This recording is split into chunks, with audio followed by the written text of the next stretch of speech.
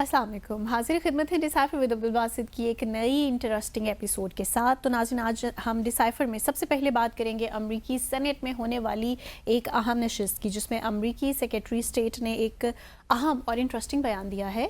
चीन से जिनसे भारत में खुशी की शदीद लहर दौड़ गई, और फर्दर क्या अब हम फाइनली ये नतीजा अखज़ कर सकते हैं कि जो अमेरिका और भारत के ताल्लुकात हैं वो नॉर्मलाइज हो जाएंगे। प्रोग्राम के दूसरे सेगमेंट में हम जायज़ा लेने जा रहे हैं कि क्या पाकिस्तान और अमेरिका स्ट्रेटेजिक पार्टनर बन सकते हैं, क्या अमेरिका को भारत से ज़्यादा पाकिस्तान पर इन्हिसार करना चाहिए।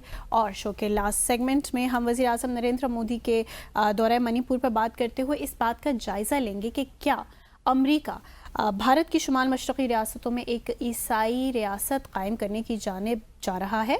सो ये रहे आज के मौज़ूआत जिन पर जानेंगे बासित साहब का तज़िया। वेलकम बासित साहब। बहुत शुक्रिया मुंतहा। बिस्मिल्लाहिर्रहमानिर्रहीम। और डिसाइफर देखने वालों को अस्सलाम वालेकुम। सो हमने रेफरेंस दिया अपने इंट्रोडक्शन में भी कि जुमेरात को बड़ी ज़बरदस्त किस्म की एक हीयरिंग हुई सेनेट की, जिसमें मार्को रूबियो ने ऐसा क्या बयान दिया कि जिससे भारत में खुशी की लहर दौड़ गई और महसूस किया जा रहा है जनाब अब तो कशीदगी ख़त्म दोनों ममालिक के माबैन।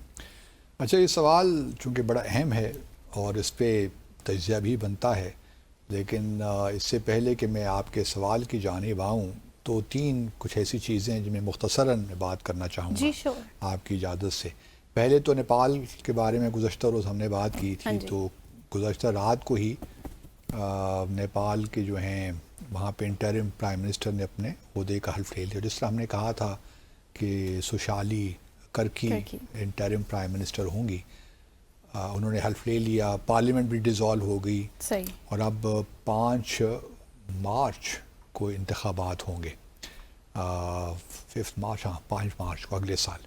तो एक तरीके से जो जनरेशन जी का जो मुतालबात थे वो सारे पूरे हो गए, मान लिए गए। अब इंतखाबात में कौन हिस्सा लेता है, कौन जीता है, वो उस पर इंशाल्लाह फिर किसी वक्त बात करेंगे। लेकिन मैं आपको तकरीब ज़रा देखिए, अपने नाज़रीन को भी दिखाना चाहते हैं कि ये हलबर्दारी की तकरीब है। कितने सिंपल तरीके से ये तकरीब हो रही है, कितनी सादगी के साथ।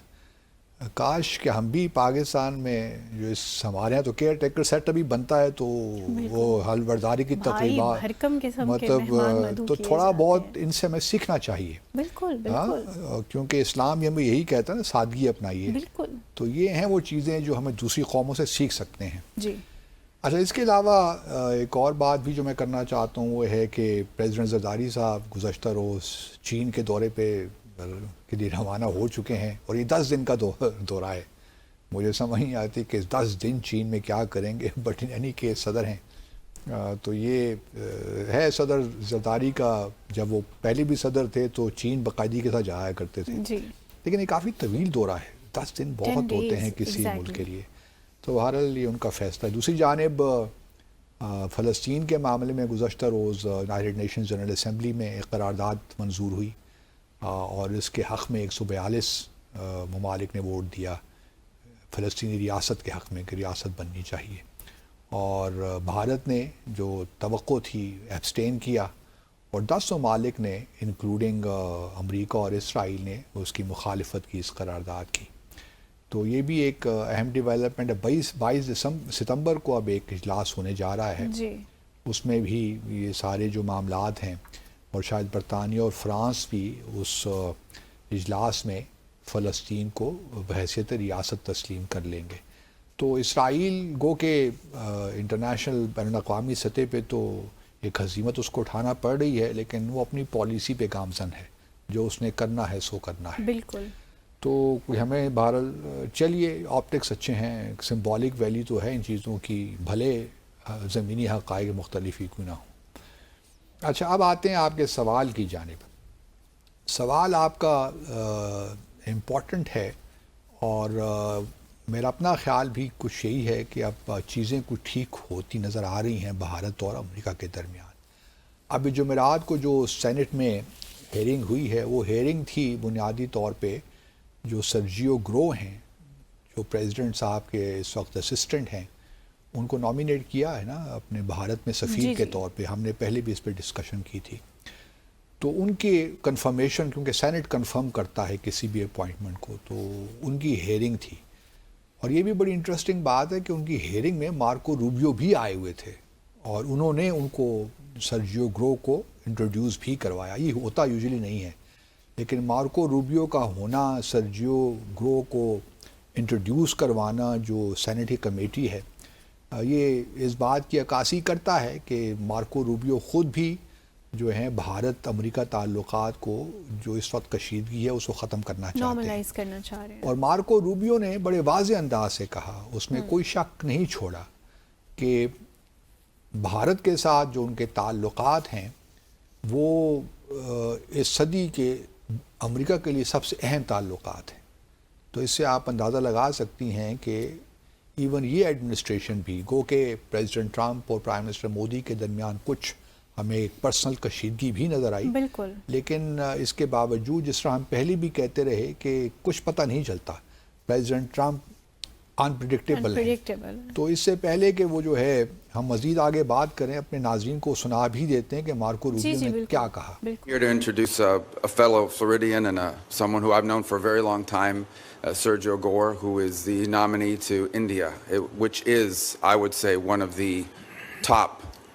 تو یہ دیکھیے بڑے واضح طور پہ انہوں نے کہہ دیا. اچھا, دوسری ایک اور بڑی اہم بات ہے جو شاید پاکستان میں اس کو نوٹ نہیں کیا گیا. آپ کو یاد ہوگا کہ جب سرجیو کو نامینیٹ کیا گیا تھا اس پوزیشن کے لیے, تو جہاں وہ بھارت میں امریکہ کے سفیر کی حیثیت سے نامینیشن تھی, وہاں ان کو اسپیشل انوائے بھی لگایا گیا تھا. آپ کو یاد ہے نا؟ جی جی, special envoy for South Asia and Central Asia. جی, اس میں بھارت میں کافی تحفظات تھے, بھارت میں کافی لوگوں نے اس پہ بحث بھی کی کہ یہ تو ٹھیک نہیں ہے, اور یہ کوئی پریزیڈنٹ ٹرمپ کا کوئی خاص ایک ایجنڈا ہے کہ وہ پاکستان بھارت کے درمیان جو تعلقات ہیں ان کو اس میں میڈییٹ کرنا چاہتے ہیں, جموں اور کشمیر کے تنازع کو حل کرنے کے لیے میڈییشن شاید وہ کرنا چاہتے ہیں.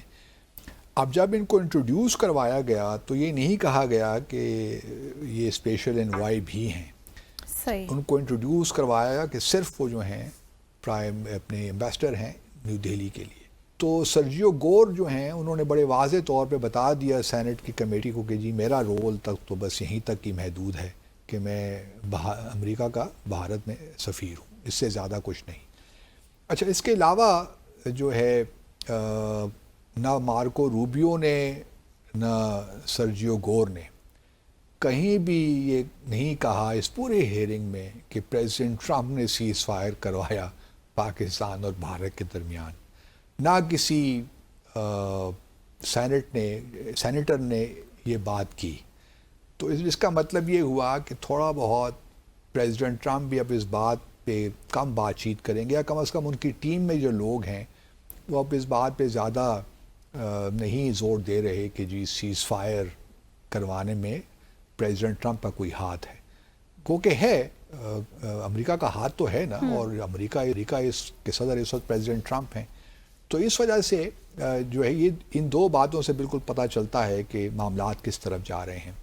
اس کے علاوہ جو ہیں جو امبیسڈر ڈیزگنیٹ ہیں گور صاحب, انہوں نے یہ بھی کہہ دیا کہ جی ہم اب جو اسٹریٹجک ہمارے تعلقات ہیں اور ہم انڈو پیسیفک میں, انہوں نے پھر انڈو پیسیفک کا ہی جو ہے استعمال کیا, اور چائنا کو ہی کہا کہ چائنا کو کاؤنٹر کرنے کے لیے ہمارا یہ جو ہے India is our partner in that.